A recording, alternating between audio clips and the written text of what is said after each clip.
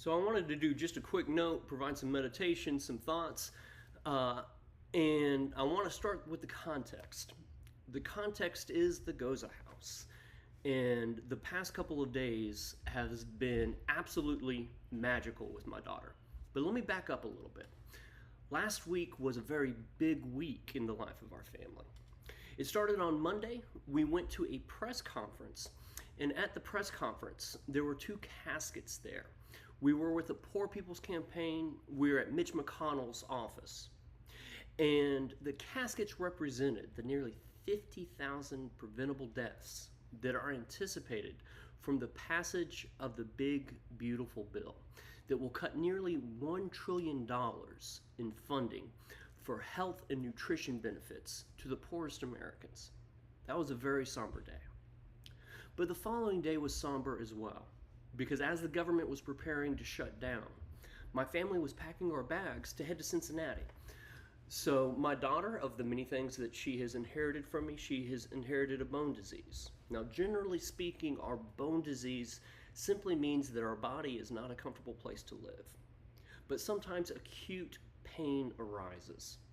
And in February of last year, my daughter started feeling the type of pain that made her question the point of living. There was a problem in her spinal column because of the bone disease that she had gotten from me. And it was creating a compression capable of rating pain throughout her body. And so we packed up our bags, we headed to Cincinnati Children's Hospital, and there we were surrounded by families fighting for the health of their children. And here is why it is such magical news for me, is that the surgery went great. She walked around like a drunken sailor for a couple of days, but by today, she is nearly back to normal. A lot of physical therapy, that type of stuff involved. But when Monday came, I was in a wonderful place. I felt lighter than I have in months. I got to stay at home and be with my daughter as she healed. I got to do the work that I do as a writer. And what that work required of me was to think about the families that I had seen at Ronald McDonald's house, to think about my own family, and to consider what it means that our nation today is experiencing a government shutdown based on a budget that will eliminate a lot of the medical assistance for poor families and poor families with children. And so I don't know what it means for the families that were with us. I know my daughter will have to go back to Cincinnati, has more surgeries coming up, but I don't know which of us are going to be able to continue for the long term of getting the care for our children that we need. But I do know this. I know no document better captures a nation's morality than its budget. Where your money is, there your heart's going to be also.